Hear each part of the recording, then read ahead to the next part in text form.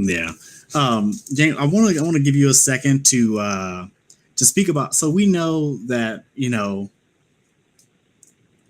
that empirically a lot of the policies that we see don't really produce the results that people claim them to produce. So let's say you could do anything. You were in charge of the American economy and you can do whatever you want. Or better yet, you were in charge of the world economy and you can do whatever you want.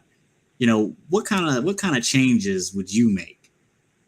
Well, I would start delegating authority pretty quickly because the concentration of power is precisely the problem.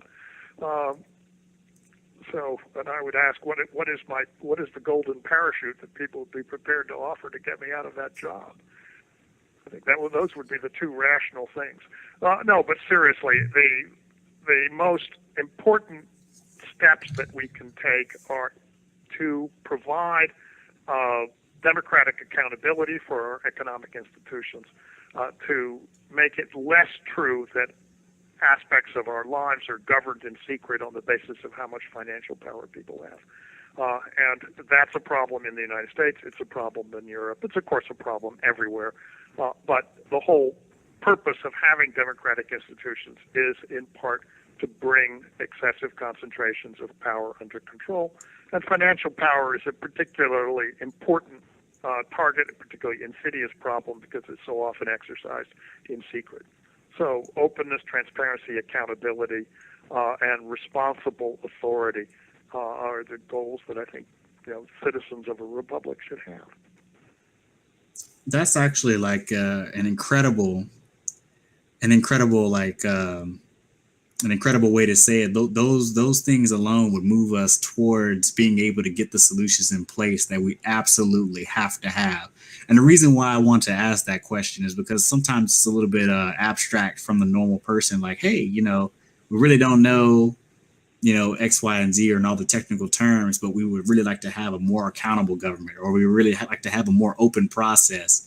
And everybody says that, but we're really unclear like what kind of results it would have. But I think that it should be pretty clear that a more open process leads to less corruption. It counteracts that. Decentralization leads to less powerful entities being able to control things where they're so far removed from the decisions that they make that they can just make it and there's no accountability there or anything like that. They're just so powerful and they're gone. And I think that's kind of what you got going on in maybe the Eurozone or something like that, where you have a centralization of something and the people that are, basically living under those decisions are far removed from the actual decision-making process. But what I would like to say is this was actually a great interview. I really feel bad because for some reason on my end, I really couldn't hear as well. So I was really struggling to hear. I turned everything off in here, just complete silence so I can hear you speaking, but we'll work that out. And I would like to have you on maybe perhaps another time as you have time. I know you're a busy man, and we can probably take the discussion to a different area, preferably after I finish these next two books. I'd be happy to join you. I apologize for this country phone line, but that's that's the offset for being in a remote part of the Vermont hills at the moment. Oh, okay. I thought you had come back already. But either way, James, it's been great having you on. I would love to have you on again, and we have to end it so Ben can come on for the next show.